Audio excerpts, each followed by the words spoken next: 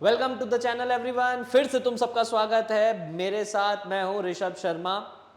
हमने स्टार्ट किया था nature and significance of management business studies part 1 का पहला चैप्टर। ये है पार्ट बी वीडियो। इस पे हम कवर करने वाले हैं। हमने पार्ट ए में कवर कर लिया था ऑब्जेक्टिव्स तक का, यहां से लेके यहां तक का पार्ट ए में हो चुका है। अब इसमें हम कवर करेंगे नेचर, लेवल्स, इंपॉर्टेंस। ठीक है, 3 पॉइंट इसमें और कवर किए जाएंगे, natures of management, levels of management और इंपॉर्टेंस। ये पार्ट बी में हम अभी कवर करेंगे। ठीक है, इसके बाद कोऑर्डिनेशन। कोऑर्डिनेशन पे सितारे मार्क कर लीजिए। सितारे मतलब ये वो सितारे जो तुम्हारे सितारे बुलंद कर देंगे। ये कुछ इस चैप्टर से ये टॉपिक आएगा, इसकी मैं एक सेपरेट वीडियो बनाऊंगा। जल्दी से शुरू करते हैं इंपॉर्टेंस पे। अगर कैरेक्टरिस्टिक्स ऑब्जेक्टिव्स हो चुके हैं तो अब इंपॉर्टेंस पे आगे बढ़ते हैं। 5 इंपॉर्टेंस हैं। पढ़ने का तरीका क्या है कि भाई देखो, 2 तो हमें मिल जाती है ऑब्जेक्टिव से। पहला क्या है, it helps in objective achieving personal objectives.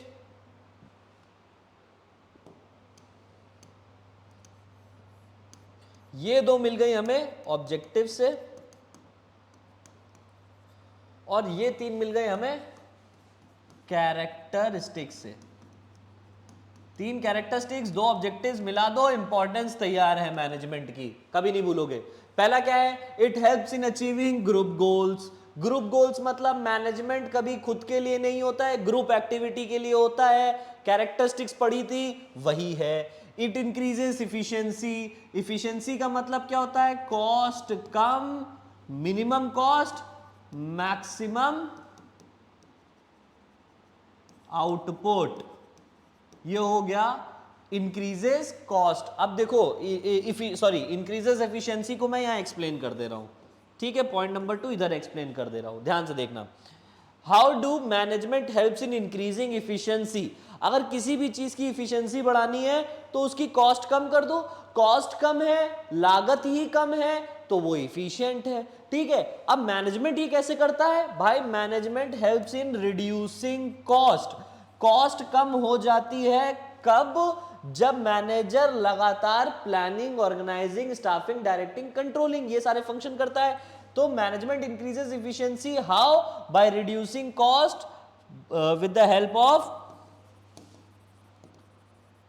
Help of proper, फिर से POSDC, ये सारे फंक्शंस। एक मैनेजर अच्छी तरीके से जब ये सारे फंक्शन फुलफिल करता है, planning, organizing, staffing, directing, controlling, लागत कम हो जाती है, आउटपुट ज्यादा होता है। What is efficiency, minimum input, maximum output. कम कॉस्ट में ज्यादा आउटपुट जनरेट करना। ठीक, it creates a dynamic organization. जब बताया है डायनेमिक टर्म सुनाई दे जाए कहीं पर भी तो क्या यूज करना है, पिछली वीडियो में बताया था, changes with the change in environment. Management helps create in dynamic organization, an organization which is capable enough to adapt the changes of an environment. फिर वो चाहे टेक्निकल हो, सोशल हो, इकोनॉमिकल, पॉलिटिकल, कैसे भी चेंजेस हो रहे हो, लेकिन तुम्हारा कंपनी अच्छा चलता रहेगा तुम्हारा मैनेजमेंट अगर अडेप्टिव नेचर का है। ये तीनों का कैरेक्टरिस्टिक्स से उठा लिए थे, ये तो हमने पढ़ भी लिए थे।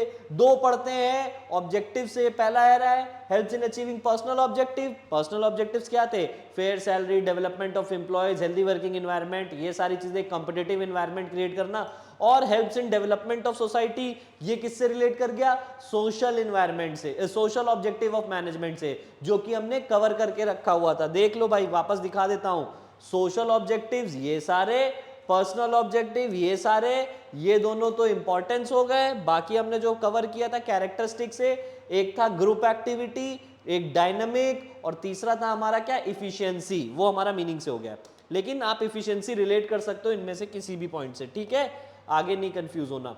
आगे बढ़े, ये हो गया इंपॉर्टेंस। 3 कैरेक्टरिस्टिक्स, 2 ऑब्जेक्टिव्स, इंपॉर्टेंस तैयार। आगे बढ़ो, ज्यादा टाइम नहीं देंगे। इस टॉपिक के आगे स्टार मार्क करो, nature of management. Nature of management पे स्टार मार्क करो भाई, ये आएगा ही आएगा, इससे आना क्वेश्चन तय है। चाहे वो 1 में आए, चाहे 3 में आए, चाहे लॉन्ग आंसर क्वेश्चंस में आए, क्वेश्चन आना तय है। अब देखो क्या तय है, कह रहा है कि नेचर ऑफ मैनेजमेंट बताना है। मैनेजमेंट का नेचर किस तरीके का है, क्या वो आर्ट की तरह है। आर्ट के सब्जेक्ट जैसे क्या होते हैं, जिसमें थ्योरी होती है, लिटरेचर होता है, ठीक है, जिसमें बहुत सारा क्या बोलते हैं प्रैक्टिस होती है, स्किल्ड बेस्ड सब्जेक्ट होता है, आर्ट हो गया। अब जैसे फॉर एग्जांपल यहाँ इंग्लिश लिटरेचर की बुक बनी हुई है, ठीक है, बीच में कुछ ढेर सारे अंकल बने हुए हैं। लिटरेचर एक ऐसा सब्जेक्ट है जो रिप्रेजेंट करता है आर्ट को, डांस एक ऐसा सब्जेक्ट है जो रिप्रेजेंट करता है आर्ट को, म्यूजिक एक ऐसा सब्जेक्ट है जो रिप्रेजेंट करता है आर्ट को। ये सारे ही सब्जेक्ट जो है वो आर्ट को रिप्रेजेंट करते हैं। और क्या मैनेजमेंट आर्ट की तरह है या मैनेजमेंट साइंस की तरह है? साइंस एक सिस्टमेटाइज्ड बॉडी ऑफ नॉलेज होता है जो प्रिंसिपल्स, लॉज और इन सारे एक्सपेरिमेंटेशन के बाद बना होता है, जिसके प्रिंसिपल्स रिजिड होते हैं। क्या मैनेजमेंट भी उस तरीके का है? तीसरा है मैनेजमेंट क्या प्रोफेशन है कोई? जैसे डॉक्टर होते हैं, इंजीनियर होते हैं, लॉयर होते हैं, ये सारे एक पर्टिकुलर प्रोफेशन से रिलेट करते हैं। क्या उसी तरीके से मैनेजर भी कोई प्रोफेशन को रिलेट करता है? तो मैनेजमेंट एज अ प्रोफेशन हो गया, ठीक है। अब हमें यही पढ़ना है। अब बच्चे करते क्या है, दिक्कत ये होती है कि सब एक एक करके टॉपिक कवर करते हैं और थोड़ा थोड़ा कंफ्यूज होते हैं। मैंने आपको सारी चीजें कंपाइल कर दी हैं, आप लोगों को इस तरीके से एक चार्ट बनाना है। अब ये एक थोड़ा सा पोर्शन कट गया था तो यहाँ लिखना है, ऊपर लिखा है मैंने management as an art, management as a science और management as a profession. Management as a profession, तीन तरीके से। फिर डिवीजन किस तरीके से किया है, क्लासिफिकेशन किया है पहले में मीनिंग सबके, फिर कैरेक्टरिस्टिक्स सबके और उसके बाद कंक्लूजन। इस तरीके से हम इसको कवर करेंगे। अब अगर अलग अलग करके पढ़ते तो कंपेयर करना मुश्किल होता, कुछ याद रहते कुछ भूल जाते। लेकिन बाबू अगर ये चार्ट तुमने पढ़ लिया है, ये चार्ट तुमने नोट कर लिया है, तो ऐसा कोई टॉपिक नहीं होगा नेचर ऑफ मैनेजमेंट का, कोई पॉइंट नहीं होगा जो छूटेगा, सब कुछ एक जगह खत्म। क्यों ज्यादा मेहनत करें जब एक जगह हो जा रहा है काम? इस तरीके से क्यों कहीं और जाएं जब एक जगह सारा कंटेंट मिल रहा है? लाइक करो, सब्सक्राइब करो, शेयर करो, अपने दोस्तों को दिखाओ। तुम अपना भला करो, मेरा भी भला करो यार, कॉमर्स वाले हो, भला तो करोगे ही। आगे बढ़ते। Art is a skilful and personal application of existing knowledge. पहले मीनिंग देखो क्या कह रहा है। आर्ट एक ऐसा सब्जेक्ट है जिसमें स्किल होती है, पर्सनल एप्लीकेशन होती है आपकी नॉलेज की। एक डांसर अपनी नॉलेज कहां अप्लाई करता है? डांस में। एक आर्टिस्ट अपनी नॉलेज जो उसने पढ़ा है, जो उसने सीखा है, वो कैसे अप्लाई करता है? अपनी ड्राइंग्स में दिखाता है। अलग अलग लोगों की अलग अलग स्किल्स होती है, अलग अलग आर्टिस्ट अलग अलग स्किल्स के थ्रू होते हैं। हर आर्टिस्ट एक दूसरे से अलग भी होता है। तो आर्ट एक ऐसा सब्जेक्ट है in which there is skilful, art is a skilful and personal application of knowledge. ठीक समझ में आया? It can be acquired through study, observation and experience. Art कुछ तरीके से एक्वायर की जा सकती है, या तो तुम स्टडी करो आर्ट के बारे में, डांस की भी पढ़ाई होती है आज की डेट में, ग्रेजुएशन वगैरह सब चीज़ें हो जाती हैं डिफरेंट फील्ड ऑफ आर्ट से रिलेटेड, ठीक है। ऑब्जर्वेशन, ठीक है, हाँ देख के भी सीख सकते हो। और दूसरा एक्सपीरियंस, आपका over a period of time experience develop हो गया है। भाई एक आर्टिस्ट दूसरे आर्टिस्ट से अलग है, एक नया नया आर्टिस्ट है, एक सीनियर आर्टिस्ट है, वो एक्सपीरियंस होल्डर है, उसके पास बहुत ज़्यादा क्राफ्ट की नॉलेज है, ठीक। ये हो गया मैनेजमेंट एज एन आर्ट। दूसरा पॉइंट आता है कैरेक्टरिस्टिक्स ऑफ आर्ट। अब ऐसे कौन से कैरेक्टरिस्टिक्स है? पहले subject as art as a subject पढ़ रहे हैं हम लोग, क्या है? Art as a subject cover कर रहे हैं कि आर्ट एज अ सब्जेक्ट क्या होता है। तो डेफिनेशन हमने पढ़ ली कि ऐसा skilful and personal application of existing knowledge, it can be acquired through study, observation and experience. उसके बाद बोला कैरेक्टरिस्टिक्स क्या है? भाई तीन कैरेक्टरिस्टिक्स आ रहे हैं। पहला क्या है? Existence of theoretical knowledge. भाई मैंने कहा ज्योग्राफी, मैंने कहा हिस्ट्री, अभी मैंने यहां बनाया दिखाया था कि लिटरेचर में शेक्सपियर अंकल मुझे कहीं बीच में दिखाई दिए थे, ये रहे। क्या इनके सब्जेक्ट में थ्योरी होती है? दबा के थ्योरी होती है, थ्योरी ही थ्योरी होती है। तो एग्जिस्टेंस ऑफ थ्योरेटिकल नॉलेज, हाँ ठीक है। पर्सनलाइज्ड एप्लीकेशन, एक आर्टिस्ट अपनी नॉलेज को अपनी तरीके, अपनी आर्ट दूसरे आर्ट से कैसे अलग करता है? अपनी एप्लीकेशन यूज करता है। भाई एमएफ हुसैन की पेंटिंग अलग है, पिकासो की पेंटिंग अलग है, दोनों एक जैसी पेंटिंग नहीं बना सकते। क्यों? दोनों ने अपनी अपनी नॉलेज, अपनी अपनी स्किल्स अलग तरीके से अप्लाई करी है, ठीक। Based on practice and creativity, third point कह रहा है based on practice and creativity. Art depend करती है आपकी प्रैक्टिस पे और कितने क्रिएटिव हो आप, कितने इनोवेटिव आइडियाज आ रहे हैं। अब ये हो गया हमारा कैरेक्टरिस्टिक्स। हाँ ये तीनों कैरेक्टरिस्टिक्स आर्ट में होते हैं। क्या ये तीनों कैरेक्टरिस्टिक्स मैनेजमेंट में होते हैं? क्या मैनेजमेंट में थ्योरेटिकल नॉलेज होती है? पहला पॉइंट मैच कर रहा है, एग्जिस्टेंस ऑफ थ्योरेटिकल नॉलेज, ये वाला क्या पहला पॉइंट मैच कर रहा है? हाँ थ्योरी पढ़ तो रहे हो, यही तो पढ़ रहे हो, कौन सा प्रैक्टिकल पढ़ रहे हो, थ्योरी पढ़ रहे हो। मैनेजमेंट में थ्योरी होती है, हाँ होती है भाई। पर्सनलाइज्ड एप्लीकेशन, एक मैनेजर दूसरे मैनेजर से कैसे अलग है भाई, एक के आइडियाज दूसरे आइडिया से अलग है भाई। स्टीव जॉब्स एक अलग लेवल के मैनेजर है, और मैंने कहा मार्क जकरबर्ग एक अलग लेवल का मैनेजर है, उसकी एप्लीकेशंस अलग है, उसकी नॉलेज अलग है, वो अपनी एप्लीकेशंस अलग लगाता है। स्टीव जॉब्स अलग लगाते थे, बिल गेट्स अलग तरीके से काम करते थे, सत्या नडेला अलग तरीके से काम करते थे। सब कोई अपने अपने हिसाब से अप्लाई कर रहा है अपनी स्किल्स, ठीक है, based on practice and creativity. एक मैनेजर कहते हैं ना भैया 5 साल का एक्सपीरियंस चाहिए, वो 5 साल का एक्सपीरियंस क्यों चाहिए होता है कंपनीज को, क्यों कहते हैं कि रेज्यूमे में अगर आपका 5 साल का एक्सपीरियंस है तभी आप अप्लाई करेंगे, क्योंकि वो कितना पका पकाया माल मिल जाता है, उसको पहले ही से नॉलेज होगी, पहले ही से एक्सपीरियंस होगा, ठीक है। प्रैक्टिस एंड क्रिएटिविटी मतलब क्या होता है, एक मैनेजर जितने टाइम से उस फील्ड में लगा हुआ है, जितने टाइम से उस फील्ड की प्रैक्टिस कर रहा है। फॉर एग्जांपल मैं प्रोडक्शन मैनेजर हूं, मैं प्रोडक्शन मैनेजर पिछले 10 साल से रहा हूं, तो प्रोडक्शन का ऊपर नीचे लेफ्ट राइट दायां बायां हर डायमेंशन की नॉलेज मुझे होगी, इसलिए मेरी वैल्यू भी ज्यादा होगी। तो आर्ट क्या है, मैनेजमेंट, ये सब्जेक्ट, ये पॉइंट तो आर्ट में है, क्या मैनेजमेंट में ऐसा होता है, हाँ बिल्कुल होता है। तो तीनों ही फीचर आर्ट के मैनेजमेंट में होते हैं। अब कंक्लूजन क्या निकलता है, कंक्लूजन ये निकलता है कि मैनेजमेंट इज एन आर्ट। क्यों, क्योंकि सारे ही फीचर मिल रहे हैं। कह रहा है all the feature of art is present in management, hence management is an art. चलो भाई आगे बढ़ते हैं। नेक्स्ट कह रहा है मैनेजमेंट एज अ साइंस। अब साइंस की बात करो कि साइंस क्या होता है। साइंस एक सिस्टमेटाइज्ड बॉडी ऑफ नॉलेज है that explains certain general truth. What is science, a systematised body of knowledge. Physics पढ़ोगे उसकी एक सिस्टमेटाइज्ड बॉडी है, केमिस्ट्री पढ़ोगे एक अलग है, बायो पढ़ोगे एक सिस्टमेटाइज्ड बॉडी ऑफ नॉलेज है। केमिस्ट्री के अपने रूल्स रेगुलेशंस लॉज हैं, फिजिक्स के अपने लॉज हैं, अपने प्रिंसिपल्स हैं, ठीक है। इस तरीके से बायो के अपने कुछ चलते हैं। अब इस हिसाब से बताइए क्या मैनेजमेंट में भी ये चीज होती है। तो पहले डेफिनेशन साइंस की पढ़ लेते कि साइंस एक ऐसा सब्जेक्ट है which is systematised body of knowledge that explains certain general truth, कुछ जनरल ट्रूथ को एक्सप्लेन करता है, ठीक है। आगे बढ़ते हैं।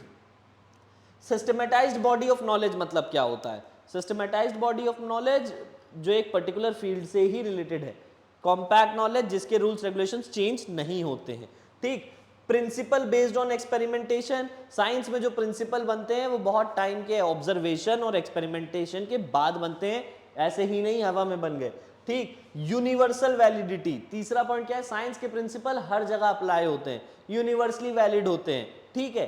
अब बात करते हैं मैनेजमेंट के प्रिंसिपल्स की, अब बात करते हैं मैनेजमेंट की। ये 3 कैरेक्टरिस्टिक्स जो साइंस के थे, क्या वो मैनेजमेंट में होते हैं। क्या मैनेजमेंट एक सिस्टमेटाइज्ड बॉडी ऑफ नॉलेज है, मैनेजमेंट एक सिस्टमेटाइज्ड बॉडी ऑफ नॉलेज तो नहीं है, ठीक। मैनेजमेंट क्यों सिस्टमेटाइज्ड बॉडी ऑफ नॉलेज नहीं है। अब भाई मैंने कोई लॉज रेगुलेशंस नहीं पढ़े, लेकिन क्या मैं मैनेजर बन सकता हूं, जरूरी है। लेकिन मुझे डॉक्टर बनना है तो भाई मुझे पढ़ाई करनी पड़ेगी, ठीक है। लेकिन मैंने कहा अगर मेरे पास कोई सिस्टम, मैं एक मैनेजर हूं और मैं मैनेजर कवर करना चाहता हूं, लेकिन मैंने कोई इस तरीके के एज सच एजुकेशन नहीं ली है, कहीं ना कहीं प्रोफेशन से रिलेट कर जाएगा, तो आप इसको क्या करिएगा, ये पॉइंट समझिए कि सिस्टमेटाइज्ड बॉडी ऑफ नॉलेज नहीं है। क्या मैनेजमेंट में प्रिंसिपल्स होते हैं, हाँ होते हैं। मैनेजमेंट के प्रिंसिपल्स एक्सपेरिमेंटेशन और ऑब्जर्वेशन के बाद बनते हैं, हाँ बनते हैं। तो management principle are based on principles based on experimentation, ये पॉइंट प्रिंसिपल में भी है मैनेजमेंट में भी है।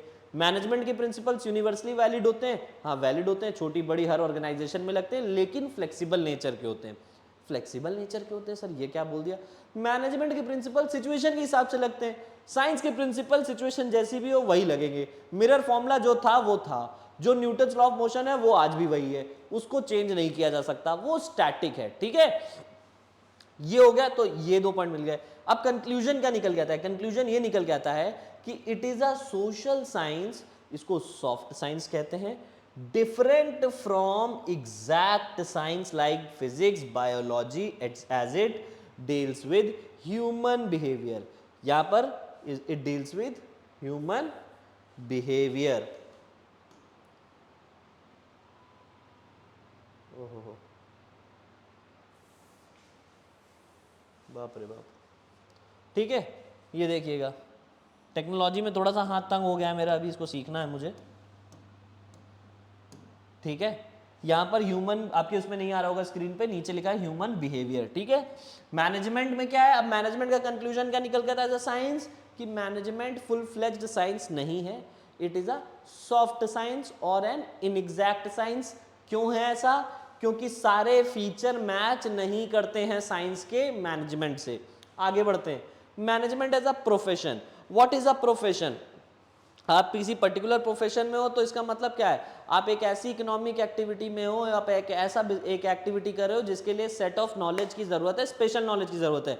मुझे डॉक्टर बनना है, एमबीबीएस करना पड़ेगा, लॉयर बनना है, लॉ बनना बीएलएलबी करना पड़ेगा, इंजीनियर बनना है, बीटेक करना पड़ेगा। इस तरीके से क्या मुझे मैनेजर बनना है तो क्या कोई मुझे डिग्री लेनी पड़ेगी, हाँ अब लेनी पड़ेगी। बहुत सारे लोग कर रहे हैं, बड़े बड़े इंस्टीट्यूशन सेटअप हो रखे हैं, इंडियन इंस्टीट्यूट ऑफ मैनेजमेंट बना दिया गया है, एक प्रोफेशनल एसोसिएशन बना दिया गया, ऑल इंडिया मैनेजर्स एसोसिएशन, ठीक है। तो अब ऐसे ही समझो कि क्या ये जरूरी है कि मुझे एमबीए करना है तब जाके मैं मैनेजर बनूंगा, ऐसा तो है नहीं, ऐसा तो है नहीं।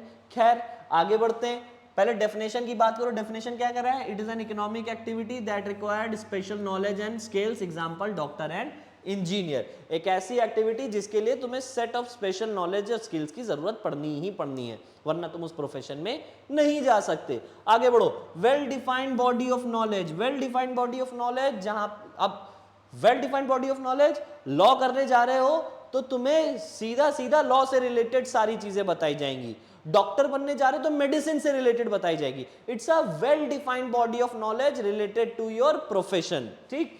रिस्ट्रिक्टेड एंट्री, प्रोफेशन में एंट्री रिस्ट्रिक्टेड होती है, हर कोई डॉक्टर नहीं बनता, नीट का एग्जाम देना पड़ता है, यूं ही नहीं कोई रजनीगंधा बन जाता है ना, इस तरीके से समझिएगा। रिस्ट्रिक्टेड एंट्री मतलब क्या है कि आपको सेट ऑफ पेपर्स क्लियर करने पड़ेंगे, सीए बनना है तो क्या बोलते हैं, सीए के आईपीसीसी एग्जामिनेशंस क्लियर करने पड़ेंगे, आर्टिकलशिप करनी पड़ेगी, तब जाके वो छोटी सी चिड़िया मिलती है, ठीक है।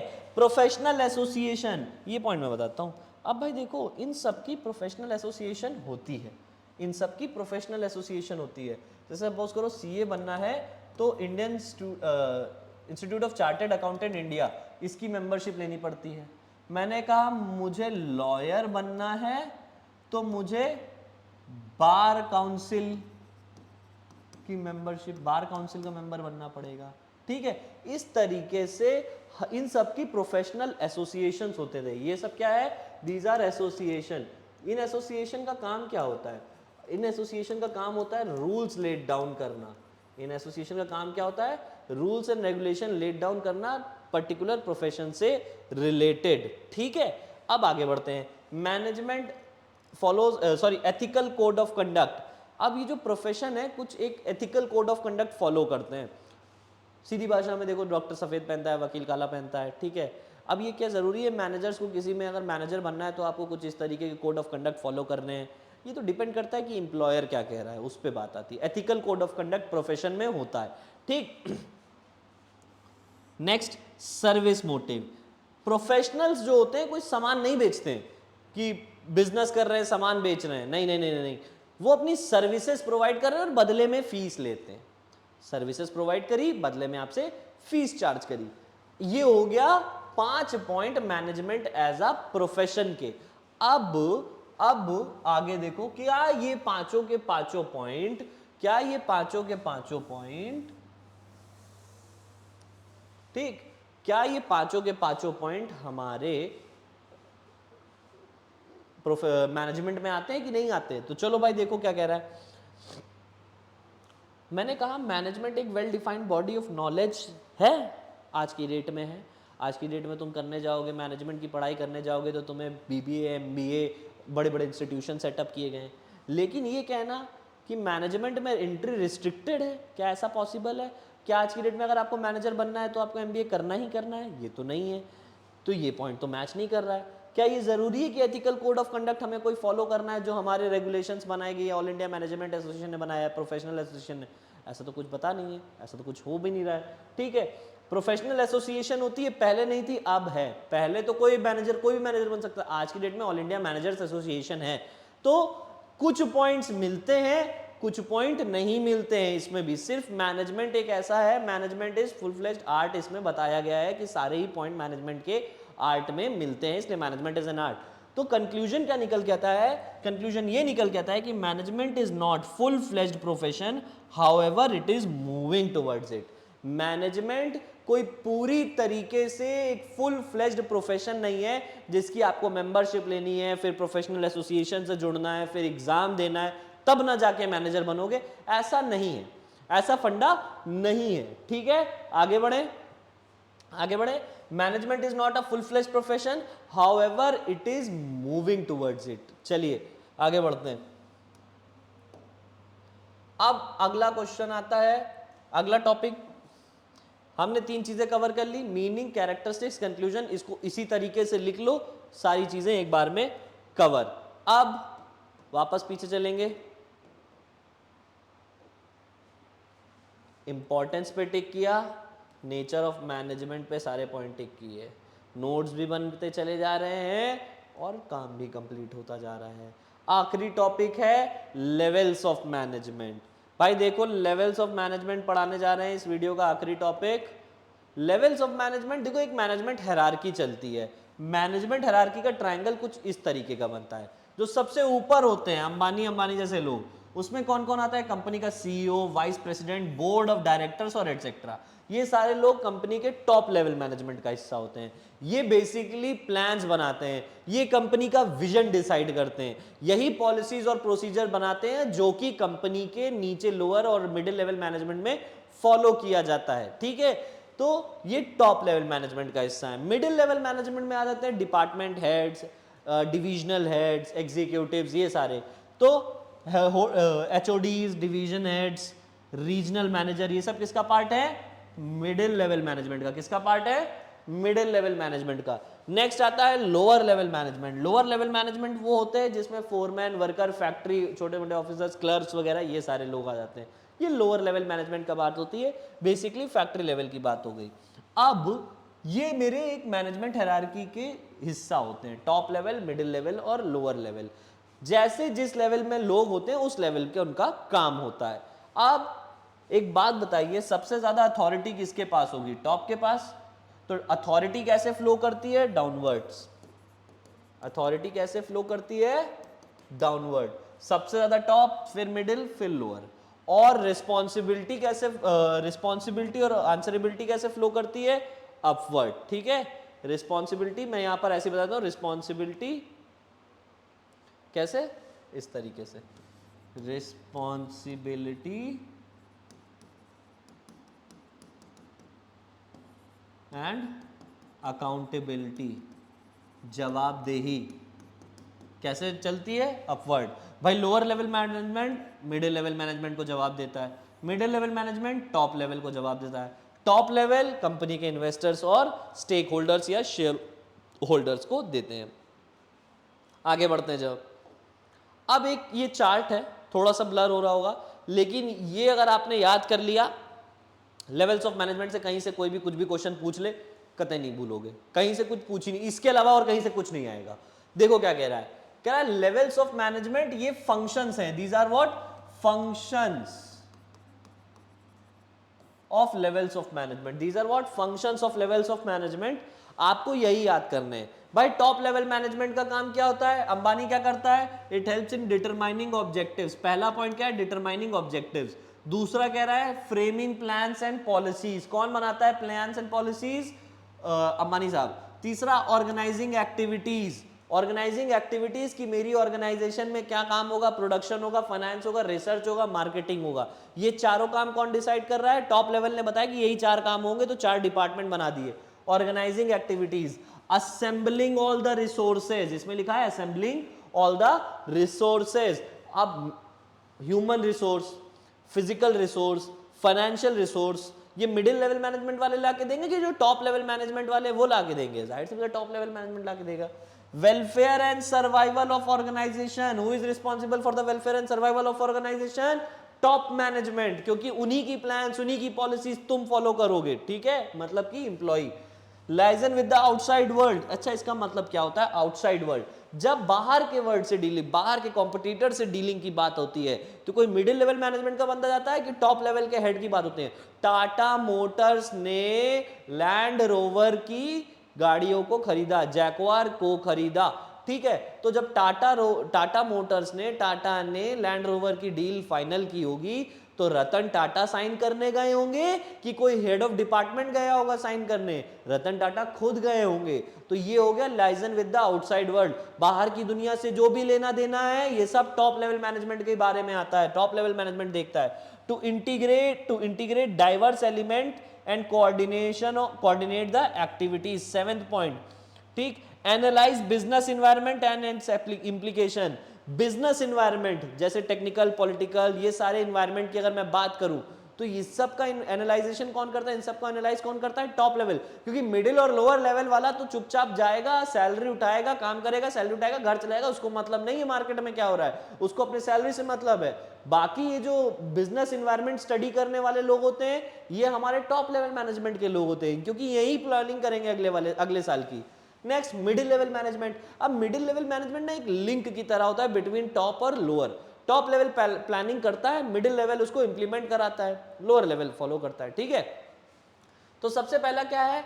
Interpretation of policies to low level. पहला पॉइंट आ रहा है मिडिल लेवल में, पहला फंक्शन क्या है कि मैनेजमेंट में जो मिडिल लेवल के लोग होते हैं वो पॉलिसीज इंटरप्रेट करते हैं लो लेवल मैनेजमेंट को। दूसरा पॉइंट आ रहा है ऑर्गेनाइजिंग एक्टिविटीज ऑफ डिपार्टमेंट। यार यहां पर एक पॉइंट कह रहा है ऑर्गेनाइजिंग एक्टिविटीज, यहां पर एक पॉइंट कह रहा है ऑर्गेनाइजिंग एक्टिविटीज ऑफ डिपार्टमेंट।